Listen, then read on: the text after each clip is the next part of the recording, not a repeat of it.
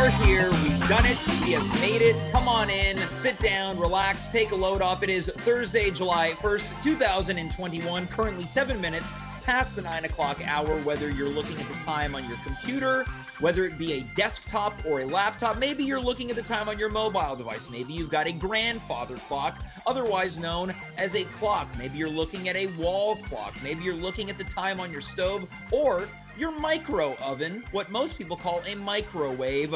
This is it. We have made it to another bizarro edition of At Home with James live on Twitch. Why is it a bizarro edition? Usually we come to you on Monday, Wednesday, and Friday. Not this week. You want to know why? Of course you know why. The Montreal Canadiens, Vos Canadiens, are in the midst of their first Stanley Cup final in 28 years. And not so good. Not so good right now, but I have hope, for I believe that we can build this dream together, standing tall forever. Nothing is going to stop us now, not even the pesky but very skilled and talented and frightening Tampa Bay Lightning. And that is what brings us to Thursday. It's been a long time since we've had a Thursday show, going on upwards of over half a year, but why not? We did Tuesday. It was okay. That's how I felt about Tuesday. I thought it was okay. I thought, you know what, James? I laid in bed that night, had my Fruit of the Loom boxers on, had a little t-shirt. I was staring up at my ceiling. I haven't had a good sleep in weeks. I got a new mattress. The good quality mattress is now canceled out how terrible my pillows are. I can't sleep at night. I'm effed up. It's not good. My neck hurts, my brain all over the place. And I thought, James, if you're doing these Tuesday, Thursday episodes this week, you got to take it up a notch. You can't just do the same old stuff you've been doing week after week, month after month, episode after episode. You have to experiment. You need to be the mad scientist that people know and appreciate you for. And that's why I'm brandishing my pen at you, the viewer. Thank you for watching tonight, because tonight is an experiment. Tonight, we go into the Actors Studio. What is the Actors Studio? Well, you're about to find out. I have compiled 3 of Montreal's super talents to not only tell us about their experience as actors, but more importantly, they are going to do a live script reading of a project that I have been working on for almost 2 years. Now, when I say I've been working on it, I really mean I've been imagining it and putting off writing it. No time like the present. A very special episode of a very special show calls for very special efforts. And that is what I have done. Today, we will have a script reading of a yet-to-be-made film. This is not stage. I know people know me as a magician of sorts of the stage, an award winner in my own right, an actor in my own right, both of stage and voice. Tonight, I give the reins to 3 talents as they bring my piece of work, art, perhaps, by night's end, that's for you to decide, not me, to life. Who are these people? Joining us tonight is going to be Lisa Palmieri. Joining us tonight is going to be Dimitri Kyres. Joining us tonight is going to be Riley Wilson. Now, when I said we're doing things a little differently tonight, I meant it. It's not going to be one guest, then another guest, then a third guest. I thought, why don't we let all the crazies in all at once? You go to the dog pound, well, you just unlock the gates, let all the dogs loose. We don't have to ask who let the dogs out. There ain't no Baja Men tonight. There's only one person in charge of this, and that's me. I'm your captain of this booze cruise that features no booze, although I'll tell you this right now. Some of these actors that are joining us tonight, they're having a pregame drink. Some of them are drinking beers. Some of them are drinking what they claim to be water. I'm not so sure. The can looks a little boozy to me. That's just the type of director I am. I like for my actors to be drunk a little bit. Why? Not because I'm a creeper. I want my actors to feel ready to perform without any inhibitions, ready to attack the script, to embody these characters as these characters deserve to be embodied. I like for a script reading to be loose and fun and playful. This isn't meant to be serious tonight, although the subject matter is serious. This script, I believe to be PG-13. So if you're watching with your kids, just be aware that there might be some very questionable content in the script tonight. So why wait? Why wait? That's the question you might be asking yourself. That's the question I'm asking myself. Let us begin by welcoming each and every one of our thespians. Let's welcome Lisa Palmieri, Riley Wilson, and Dimitri Kyres to tonight's program. Folks, thank you so much for joining me on this very special episode of At Home with James. Lisa, let's begin with you. How are you doing this evening? I'm good. I got my second shot yesterday and I'm ready to go. Congratulations. So not only are you consuming a beverage, you are almost fully vaccinated as you begin your journey for well, hold on now, Lisa. Doctors and scientists say it takes 2 weeks. Oh, you're right. Okay, Riley, how are you doing this evening? I am great. I got my cider here. I am loose. I am limber. I am ready to read this play. I can't wait. Dimitri, finally, last but certainly not least, how are you doing this evening? I'm doing well. I am also of sound body and mind. I'm feeling very honored to even be among these legends right underneath me right here. And honestly, I'm just happy that we're getting to dig into some proper theater after a drought as long as we've had. So, well, look, honored. It is my duty to thank you all for being here. I want to just go around the horn very quickly. Lisa, we will begin with you. Can you tell us about some of your experience in acting? Where might people find you? On film? On stage? More stage, so musical theaters. So like at the Théâtre Saint-Denis, I did Mary Poppins and Fame. And then I was a nun for a summer in Eastman at La Théâtre Marjolaine.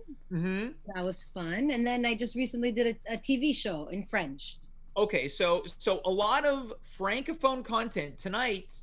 You provide us with some of your English works. Exactly, which is nice. All right, so this might be in some ways a bit of a challenge, getting out of your comfort zone of French theater to reading a script in English online for a modest audience. Yeah, and God, is it a good script?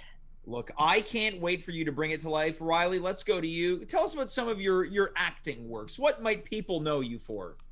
Well, I recently created a theater company called Dirty Mirror Collective, and we put on a show last year, and we're working on the remount. And yeah, I'm just out here trying to do Montreal theater. And yeah, so keep an eye out for my play that's coming up. And yeah, that's about it. Perfect. And where can people find your theater company on the Instagram? Instagram, I believe it's Dirty Mirror Co. And then we have Facebook and also a website. I don't know what it is, but it'll be. You know what? This is good. This is good practice of when people throw to you to promote your stuff, you're able to just knock those URLs out. So there we go. Baptism by fire. Dimitri, let's go to you. Where might people know you from? Well, I am a local improviser, of course, but more importantly, you can find me in various commercials that are aired or have been aired. I did recently a radio commercial for a sex shop in the US. Feel free to check them out, and I can give you a promo code after the show. And when I'm not doing that, I've recently done a Bell commercial that you can see for the new Olympics that are coming out that everybody is just going to love. Wait, hold on. Let's go back to this sex shop commercial. Can you give us a sample of what this sounded like? Yeah. I can see if I can find the scripts, but that'll take too long. Let me see if I can find Oh, I love how we love. Wow, it already came in. What do you think we should do tonight? Let's take the phone off the hanger. Wow, this thing really revs. Just a little sample of What year was this script written if they got the phone off the hanger? Yeah, landline. Well, recent. I guess people are transitioning back to landlines because of these insane phone bills. But I don't question the script, James, like you'll see tonight. I am a complete, I'll throw myself at the words. So I'm that kind of actor, extremely malleable, and I take great direction. All right, that's perfect. And that really leads me to my next question. Riley, can you tell us what type of way would you classify yourself as a performer, actor, thespian? Well, normally I lean towards drama, but I also love musical theater. And I got a bit of comedy in me, but for the most part, I am a dramatic actor. Okay, a dramatic actor. Lisa, same question for you. How would you classify yourself as an actor? Comedy and musical theater. comedy and musical theater. So we have really brought together a variety of performers tonight, whether it's comedic, musical theater, drama, or voiceovers for radio sex ads. This is a real gauntlet of who's who with a variety of skills and talents. Now, I have a very, very simple question as we inch closer to our script reading. And Dimitri, let's start with you. What are you looking to achieve in reading this script tonight? Gosh. Well, I've heard how long you've been working on the script, and I know that when somebody is neck deep with words and idea and plot and arc and characterization and all these great things, sometimes you can also get lost in that world and almost lose the heart, the reason for writing the story. So today I almost really want to help you find that same kernel of inspiration that ignited this spark to write this script in the first place, and bring as much enthusiasm as you did when you first put pen to paper. Well, thank you. I appreciate you saying that, and I appreciate the effort that you're going to put into this. Lisa, we're going to shift gears over to you. Now, this features no musical acts whatsoever. It does veer on the side of comedy, but it also veers on the side of action thriller. How do you feel going into this script reading tonight, given that it might be a little bit outside of your comfort zone? I'm excited because you wrote it, and I've always been intrigued by your brain. So I want to see where you were at when you were writing this, and what I can learn more about James through this script. Well, I appreciate you saying that you've been intrigued by my brain, as opposed to some of the more disparaging things that others have said about the way that I think, but we're not going to get into that tonight. Now, Riley, again, you veer towards the dramatic. Now, there are dramatic elements to this, but it's a little silly. It's a little funny, maybe a little irreverent, satirical on some level. Is this a challenge you're excited for, or is it a little nerve-wracking? Definitely excited. Little nerve-wracking, but I'm excited to see what this character has to teach me. All right. So water, and I just want to jive and have fun. Well, that's what I'm looking to do here. So prior to getting into it, I think it's important that we kind of get a little loose and warm up. So I would like for our, can I just get you guys like kind of like maybe just shaking out your arms? I want to see us getting like really, that's what I'm looking for here, right? So I also want to work out our voices a little bit. Like Dimitri, can you give me like a little low pitched here? What's going on there, Dimitri? Where were you going?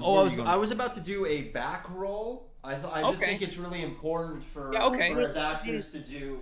Okay, so Dimitri's going to do a back roll. Lisa and Riley, feel free to do it any type of stretch you would like. So Dimitri's doing a back roll. Just think it's important to get the spine nice and that's great. So Riley's working out the neck. Lisa, you look like you're dancing. Now, this is exactly what I wanted to veer towards. We're going to have to work out our vocal cords here. So I would like for us to follow exactly what Lisa was doing. Can we get a little...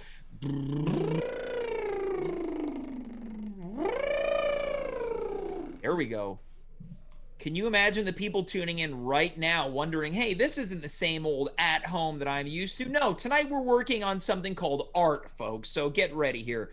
Now, Dimitri, I want to continue warming up our vocals. Can you give me a bit of a high pitch, please? Yeah, and then now a bit of a low pitch. Oh. Yeah, back to the high pitch, Dimitri. Back to the low pitch. All right, great. Yeah, Lisa, you're a bit of a singer. Can I get you just singing to warm up the vocal cords? You got any Celine Dion you can give us?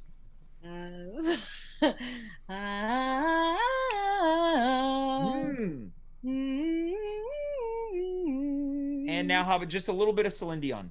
No. All right. Well, I guess we've got a difficult actor on our hands. All right. Wow. Now Riley, you're a self-proclaimed dramatic actor. Can I see you just drop into something dramatic right off the hop? Yeah. Maybe a line of dialogue. Yeah. What would correspond with this emotion? I just can't believe he ran over my dog. Oh my God. And then brought it to Dimitri, who ate it. Wow. No, I didn't do that. What? Yeah, now, great, He Dimitri. did. I saw it with my own 2 eyes. Wow. That was very powerful. Thank you for that, Riley. Dimitri, I'd like for you to respond to that using the best improv that you have at your disposal. Of course, you're an improv tactician. How would you respond to that using classic improv techniques? That was a dog? That was a dog that you gave me a dog to eat? Wow. It's a classic improv What block. did you say? It's Oh shit!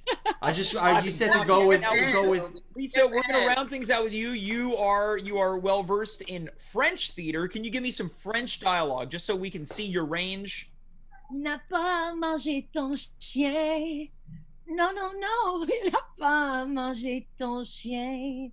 All right. So see, now we found something here. There's some real chemistry, right? Riley, you had this dramatic performance talking about this dog.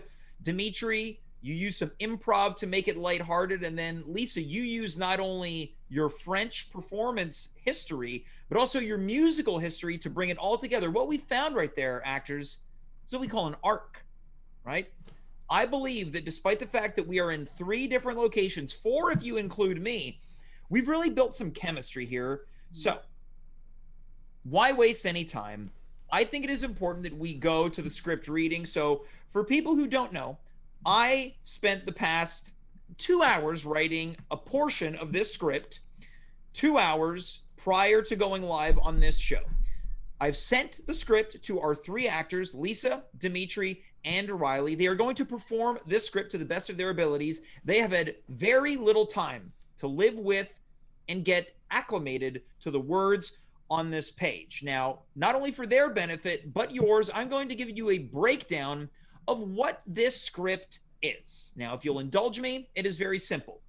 This is a soon-to-be-made film called Razord's Edge. Razord's Edge. R-A-Z-O-R-D apostrophe S Edge. Can I get that title one more time? Razord's Edge. Razord's Edge. Perfect. Thank you. R-A-Z-O-R-D-S Edge. Very simple breakdown. A crack team of vigilantes come together with one goal: to take down a notorious crime boss, Razord, who has left the city that they live in and love a shell of its former self. We're going to do a quick character breakdown for each and every one of our actors. Lisa, we will begin with you. Your character is named Adriana Esposito. Resourceful, tough, hard-headed, and good with your hands. Right? Is this something you think you can wrap your mind around? 100%. I'm I an love it. Italian mechanic. An Italian mechanic. Yeah, that's one way of putting it. Riley, we're going to move on to you. Your character, Fiona Murphy, confident, rough around the edges, and strong-willed. Is this something you think you can sink your teeth into? Oh yeah, I like the sound of her already. I'm Great. stoked. Dimitri, finally, you are playing the role of Paul Cochran, a go-to guy and a team player who plays by the books, is able to get in and out of situations with ease. Dimitri, how do you feel about that? Delicious, and I'm so excited to see how it tastes.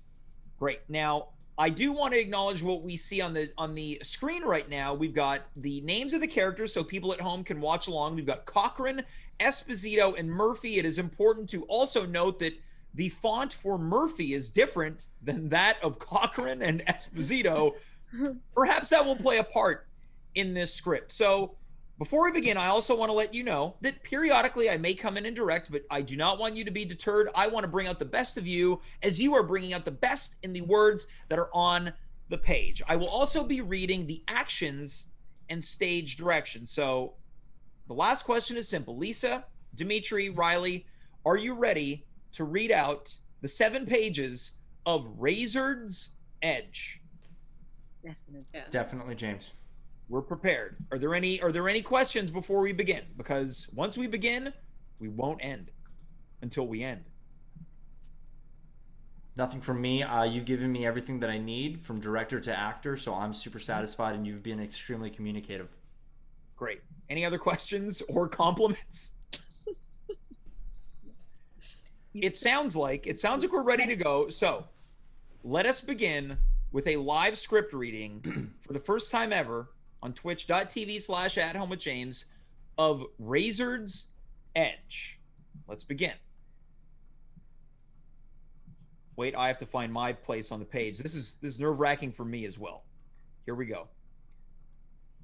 Interior. Hideout zone. The early morning sun creeps in through the cracked windows of a now converted garage. Inside, vehicle expert Adriana Esposito tinkers with a collection of motorbikes. The door opens and Paul Cochran walks in. Well, well, well. Look at what the cat dragged in. You're one to talk. You look like hell. Do you ever sleep, Esposito? I'll sleep when I'm on the wrong side of the dirt. Plus, one of us has to make sure these bikes are ready for tonight. They've all been rigged with a canister of nitro boosters. Esposito revs the engine of a now souped-up motorbike. Cochran nods approvingly. Speaking of tonight, I'd be a liar if I said I wasn't a little nervous. Don't tell me you're getting cold feet, Cochran. This is the day we've been waiting for. You think I don't know what day this is? Hey, take it easy, okay? I'm just trying to tell you that I need you clear-headed. You understand? The last thing I want is you going into this half-hearted. Half-hearted? What do you get off? Where do I get off? We've watched Razor and his syndicate of rough and tumbles take out each and every member of our team, one by one. I don't want the same thing to happen to you. You're right. I'm sorry. It's just that I've just been doing a lot of thinking is all. You thinking? That's a nice change of pace. Very funny. And I'll jump in here. Esposito takes one final sip of an energy drink and crushes the can. Dimitri, you can continue. Very funny. You know, over the past few days, it's finally hit me. Months and months of planning. All the blood, sweat, and tears of watching everyone we know and love fall by the wayside. And it's all come down to tonight. Us and Razored. I just can't help but wonder. What if Razored and his syndicate of rough and tumbles are, son of a bitch, too much for us? That's exactly what I'm talking about, Cochran. I need you to get your head in the game. That type of fear is what is going to get us into trouble. We have worked too damn long and too damn hard to let him win. Tonight, Razor goes down. You understand? Once and for all. The garage door retracts. Blinding light fills the garage, and from a cloud of dust, Murphy walks in. Morning, campers. Murphy? What the hell? We thought you were dead. Yeah? Well, you were dead wrong. Razor's plan may have been to get me dead to rights, but let's say he missed the deadline. He thinks he's gonna leave me for dead, just another name on his list, over my dead body. Hold on. I don't understand. He threw you off his multi-million-dollar yacht into the ocean while you were locked up in chains? Yeah, he did. There's just one thing he didn't count on. What's that? I went to magic camp. I guess learning to pick a lock while I was submerged underwater when I was 14 years old finally came in handy. This calls for a toast. Esposito cracks open a fresh can of energy drink. Damn, Murphy. It's great to see you. Cochran walks over to Murphy, arms outstretched. I don't think so. What's wrong? Too macho, Murphy? A friend can't give another friend a hug? Oh no. A friend can hug another friend. The problem is, you're no friend. So let's pause there. I want to check in with our actors right now. So we've got a pretty good base understanding of what's going on here. Lisa, I want to check in with you. How do you feel about playing your character Esposito? I'm really liking it. I feel Yeah? like she's strong. She really wants to do this. She's getting her players into things. She's into. Yeah, I would say that you've absolutely embodied the spirit of what I imagined this Esposito to be like. I imagine you're covered in like grease from working on all these vehicles. Now, Dimitri, let's go to you. Question, director. Please. Quick. Do you want me to be a bit more Italian in this? No, I'm not looking for caricatures right now. I like our interpretation of this. It's human, right? This isn't the 80s where we're playing with the voices and things like that. We're doing things by the book, and that's what I like about it. Now, Dimitri, let's go to you. Paul Cochran, right? How do you feel? Your character has certainly had the most emotional depth thus far. Oh, and I'm loving the way you wrote that.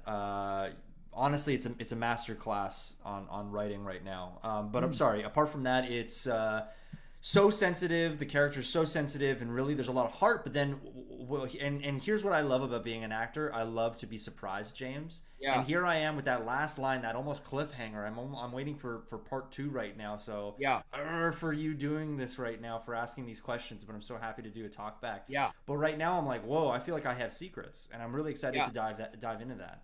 Well, look, a good script is full of twists and turns. We'll probably touch in on those. Now, Riley, let's go to you. You're playing the role of Fiona Murphy. There's been a big reveal. They thought you were dead. You went to magic camp. How you feeling so far as Murphy? I like her. I feel like she's a woman with a plan. Mm-hmm. I feel like she knows what she wants, and she's coming to get an answer. So, yeah, very strong-willed. And like Dimitri said, excellent writing. Shame you left us on a cliffhanger. Now, but, I want to see what you're hiding. Now, there's going to be a lot of questions, and I believe, for anyone wondering right now, the questions are going to be answered. As the director, as a scriptwriter, I only have one very, very minor note, nitpicking, if you will. I would say as our actors, we can slow things down just a pinch, just a little bit of a pinch until, and you're going to know when it's time to rev up. You're going to know when it's time to rev up. So why don't we take it back a couple lines? Dimitri, let's go back to your line with, damn, Murphy, it's great to see you. So let's go back to that, and then I will have the next stage direction. You got it, James. Great. Thank you for the note. Mm-hmm. Damn, Murphy, it's great to see you. Cochran walks over to Murphy, arms outstretched. I don't think so. What's wrong? Too macho, Murphy? A friend can't give another friend a hug? Oh, no. A friend can hug another friend. The problem is, you're no friend. What? You know, this whole time that we've been playing to finally take Razor down, don't you think it's funny that he's been one step ahead of us the entire way? Well, he has a lot of resources, and it's not like he's a stupid man. And don't you think it's funny that every time he's had the jump on us, we watched another member of the team go down? I'm not sure that I understand what you're... Chrysler, St. Bernard, Kojak, Zephron, Belzer. I know their names. You don't have to say them out loud. Lettuce, Scampino, Ratchet, Big Ron, Little Ron. Murphy, what are you trying to say? I'm saying that they're all gone. Each and every one of them, down in flames. Razor knew exactly where they were going. They were going to every single time. And it's because Cochran told him. What? What the hell are you talking about, Murphy? Whoa. You're off base here, okay? I know you went through hell, but I think all that time you spent underwater got to your brain, Murphy. Yeah? Well, explain this. Murphy pulls out a tape recorder and hits play. Audio can be heard of a phone call between Cochran and Razor. I don't have much time, and neither do you, so listen close. Murphy is on her way to the boat. Wait, I'm gonna have to pause this here. So this is the first director's mistake. This is actually Cochran's dialogue. This is actually Cochran's dialogue. I thought it was a choice, James, and honestly, like I see where your head was at when you made this choice. Yeah, no, this is my fault. This is my fault. I want to apologize to my actors. So yeah, this is Cochran's line from the tape recording that Murphy brought. My apologies. Okay, great. So we'll take it. Maybe we can take it back. Yeah. So how about we get Riley that line of we'll explain this. Yeah? We'll explain this. Murphy pulls out a tape recorder and hits play. Audio can be heard of a phone call between Cochran and Razor. I don't have much time, and neither do you, so listen close. Murphy is on her way to the boat as I speak. The plan is to plant a tracking device so your whereabouts remain known. Move your ass, or it's both of ours. I gotta go. That jackass Esposito is walking in. Cochran, you sold us out, you son of a bitch. He sold us all out. Carnacle, Trenchcoat, Thorpe, Hans, Cliff, Medium Ron. They're all dead and it's Cochran's fault. No. I want us to pause here. So we're going to do a quick check-in. So things have really ramped up now that the script has continued. That's the second act, right? Outside of the one blooper, blunder, and boner that I am responsible for, let's check in with you, Riley. Murphy, a lot more of a focal point now that reveals are being made. How do you feel as the intensity intensifies? Well, she's definitely been betrayed, Mm-hmm. and I feel her anger, Yeah. and I feel all of my friends that I've lost, and I want this guy to go down, and I want Esposito on my side. Right. So let's check in with Esposito. Lisa, a lot of changes from the first act going into the second. How do you feel now knowing that your character was referred to as a jackass behind their back? I feel how do I feel about that day he called me a jackass? Yeah. I feel a little betrayed, very Yeah. much, but I think I'm just getting bamboozled by. I feel like this script has such a touch of Home Alone to it. I don't know. There's Now, something can you tell me more about what you're reading from Home Alone in this script? Yes. In the movie Home Alone, in the first and second, there's the guy with the gun who shoots everyone. That tape that he puts in, Sure, yeah. and he names all those guys. Yes, that's correct. Yeah. Cliff with a big leg. Yeah. And it reminds me a lot of your names: Hans, Cliff, Medium Ron. Yeah. So that was like the levity that I wanted to bring in. You're probably correct that all of the names, yeah, subconsciously I may have been influenced by Home Alone 1 and 2. So we know that there's a lot of members of this team. Over 10 people have all died. Dimitri, let's go to you. Information is being revealed about your character, Paul Cochran. I am shook. I can't believe it. I love playing the villain in all my roles. I admire the great villains through space and time and in film and theater. Jabba the Hutt, Danny DeVito, all of them. Some of my favorite villains. And yeah, to be playing one right now is a true honor. So I thank you for that. I'm pretty shook. Coming in from the chat right now, courtesy of longtime viewer, High Score Run, we've got Cochran is a rat. I knew it. So let's not get ahead of ourselves. Let's see if that proves to be true. So we are going to take it from where we left off. Let's just for the sake of that homage to Home Alone, Riley, let's go to your line of "He sold us all out," where you drop off that last list of names. Does that work for you? Yeah. Great. Let's continue. Razor's Edge. He sold us all out. Carnacle, Trenchcoat, Thorpe, Hans, Cliff, Medium Ron. They're all dead, and it's Cochran's fault. Oh, no. You don't understand. I was undercover. Don't you get it? I was playing him, guys. I couldn't risk any of you knowing, or else... Save the bull crap for when you're fertilizing the farm. How could you? You are a brother to us. Esposito, in a fit of rage, approaches Cochran, who pulls out a small knife and brandishes it. Get back! Stay the hell away from me. I wouldn't expect either of you to understand or any of them to understand. He came to me with a truck full of money. And he said if I helped him, he'd make sure I would be taken care of for the rest of my life. He said he would make sure that all my Uncle Doug gets all the help he needs. Yeah, Dimitri, let's take that line from the top there. Yeah, let me take that one more time. Yeah. He said he would make sure that my Uncle Doug gets all the help he needs. Until either of you get an offer like that, you've got no right to judge me. No right. Cochran, save the tears for your Sunday rom-com night on the couch. You gotta go down. It's gotta be that way. Cochran is now a sweaty mess, having defecated through its clothes in the midst of losing his mind. No. Oh, no. Cochran, put the knife down. Let's do this the easy way. Listen to her. Unless you want to do this the hard way. Cochran is now shirtless. Okay, we'll do it the easy way. But please, just let me share these last few moments together as friends. Murphy grabs what he believes to be a can of Esposito's energy drink and raises it into the air. A toast to friendship. Unbeknownst to Cochran, he has grabbed a can of the nitro booster. Wait, Cochran, no! Cochran pulls the nitro booster tab, causing it to explode right into his face. Dust and smoke engulf the garage. Esposito and Murphy walk over to Cochran's body.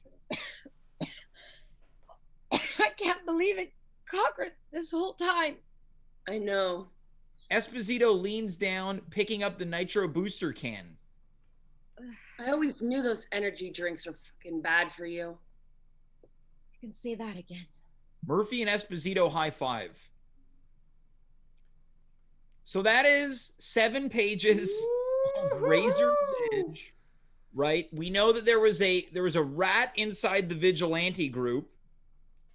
It was Dimitri's character, Paul Cochran. Now, let's go through this final phase of the script. Dimitri, let's go to you. Your character met a really untimely ending. You totally lost control. Your character had an accident. How did it feel to go to those depths of really losing your mind? Can I read this like a sonnet? He came to me with a truck full of money. He said if I helped him, he'd make sure I would be taken care of for the rest of my life. He said he would make sure that my Uncle Doug gets all the help he needs. Until either of you gets an offer like that, you've got no right to judge me. Yeah. Now, here I was thinking I was going to be, sorry to interrupt, a two-dimensional villain. A straight-up rat. With no, and you added heart. You added a heart right back into it. And you made this a redeemable character. And for that, I'm still reeling. Well, I believe that every villain does have an origin story. Now, what's interesting is that this is basically... We're probably right before the end of the movie because we know there's going to be a confrontation with Razored. So this is probably that moment where things are really kicking into high gear as we charge into the third and final act. Now, Lisa, let's go to you. I really loved your performance as Adriana Esposito, the mechanic, or the Italian mechanic, as you put it, right? It took a turn. It went from Home Alone to a kind of a tragic ending for Dimitri's character.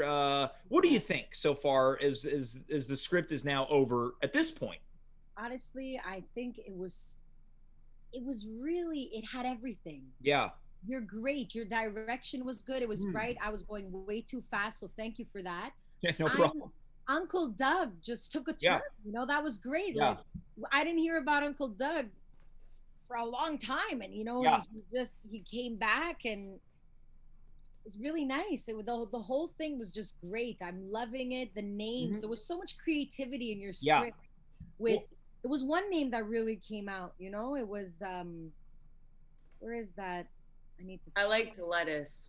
Lettuce. There's medium Ron. Trench coat. Trench coat, which would maybe be more of a name to a villain, but in this case, he was one of the members of the Vigilante Heroes. Now, you brought up Uncle Doug because it's important to recognize that this is a portion of the script, so things have happened prior to this. They've yet to be written, though, so who knows where things are going to go.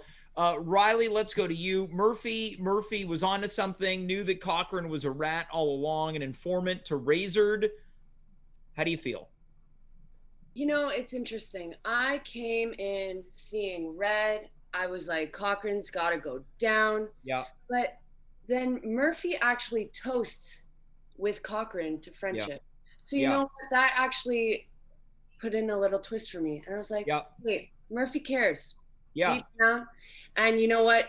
After that, Murphy was like, it's got to be this way. Yeah. So I think deep down, Murphy doesn't even want Cochran to go down, really. Yeah. But knows it's just gotta happen. Well, and this is the thing, right? They're vigilantes. They're not a member of law enforcement, so there's only one way to go down. I thought, as the screenplay writer, how can we make this clear, but without it being, I'm gonna murder you now and I'm gonna rip your face off. I wanted it to be very clear what was going to happen. And I do have to say that the line of "you got to go down," it's got to be that way.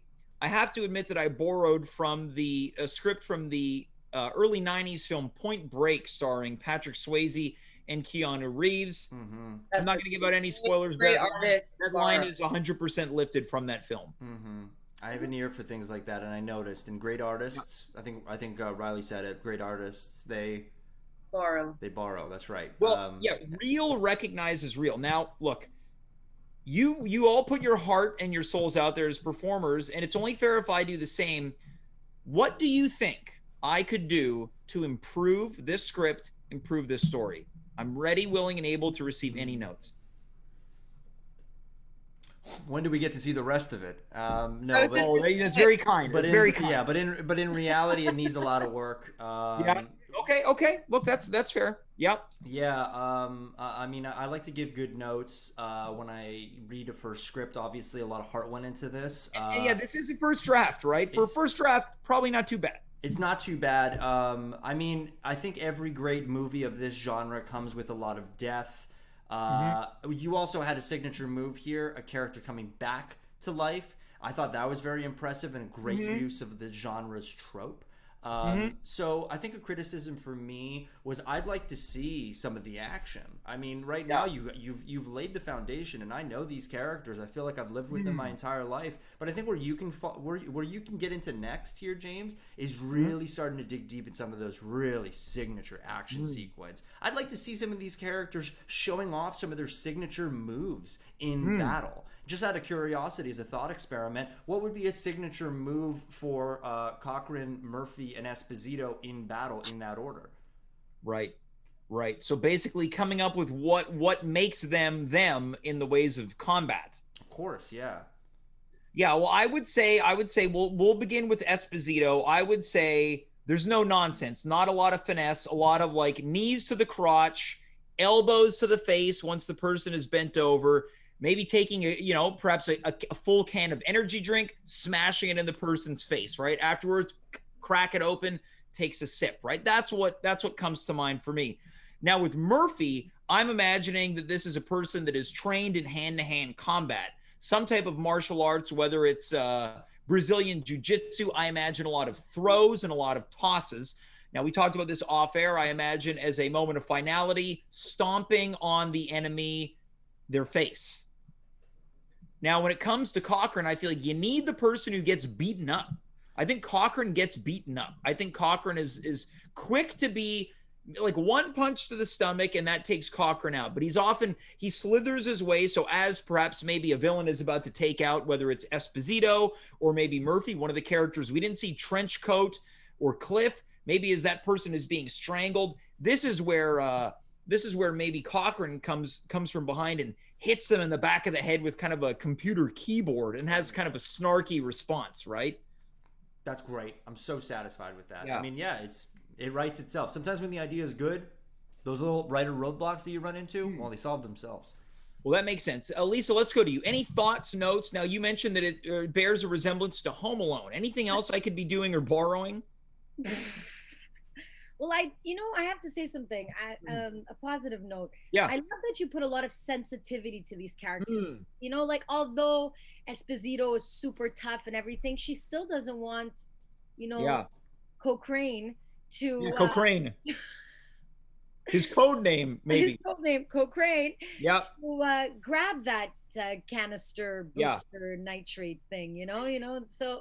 It's nice that there's still some sensitivity to these characters. Yes, they're rough and tough and all of that. And I agree with what Dimitri said. Everybody should have their signature thing, and what's the name of the drink? What's a bit more details, I'm excited to hear who Razored is and where is Razored, Yeah, now I'm really happy that you brought up this emotional depth thing, because for the Esposito character, this is all still very new news, knowing that Cochran, also known as Cochrane, has turned on them, right? Where Murphy has had time to live with this information, knowing that they had been duped this whole time after having been thrown off of a multi-million-dollar yacht into the water. Thank God for those magic camp classes. Now, Riley, do you have any notes as we begin to wind the evening down?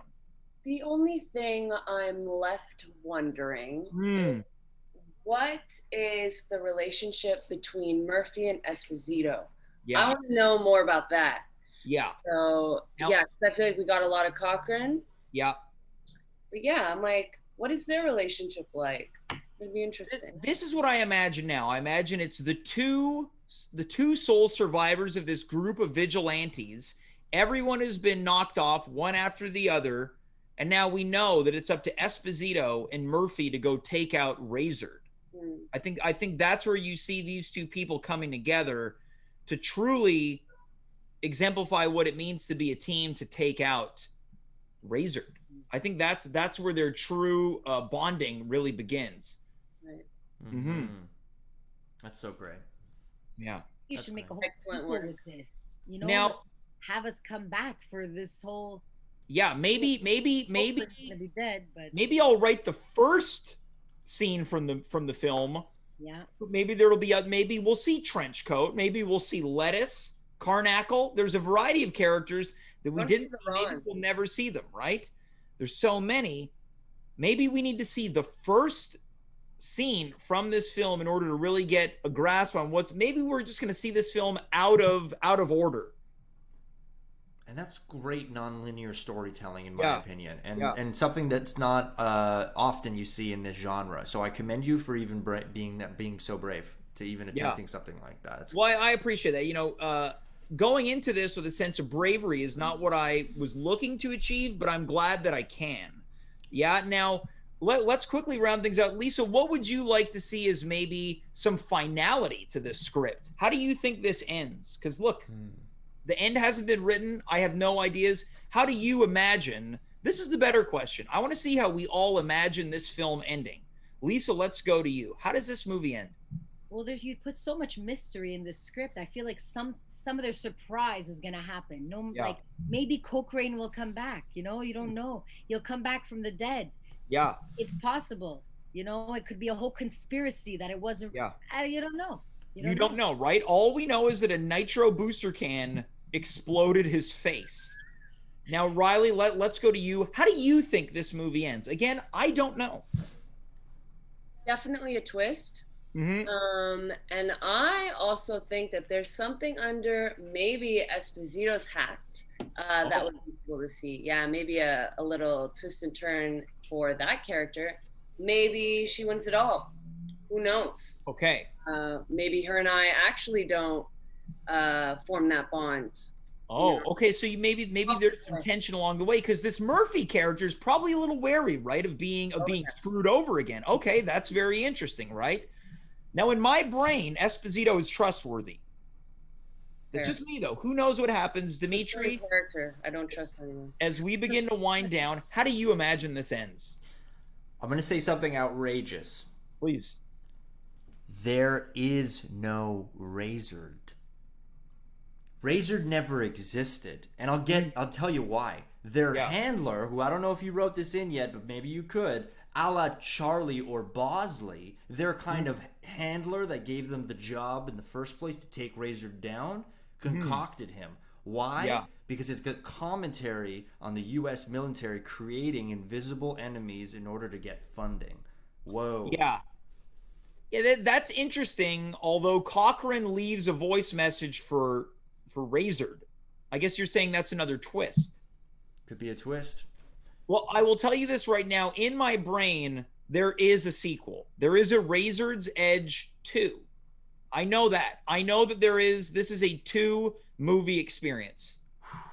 And I mean, listen, I hope we're not stepping out of bounds here and out of play, but you know, I feel like we all did a very good job today. I hope you just consider when you get to the casting portion that, you know, there's 3 fine actors here available, and some of us are union. So yeah, well, look, here's the thing. Now there is a chance that Murphy, this character, lives and moves on to the next film. There's a chance that Esposito lives and goes on to the next film. Now, Cochrane, there would need to be a twist where Cochrane survives. Let's just say that Cochrane doesn't survive. We can't just cast you as a new character. That's totally fair. I'm honestly just honored to be a part of the first film, and I'm so happy for my co-stars to be moving on. Perhaps Cochrane has a twin brother, which would also stand to be named Cochrane, right? Okay. I mean, I'd be so enriched by the possibility of even dawning on that character a second time.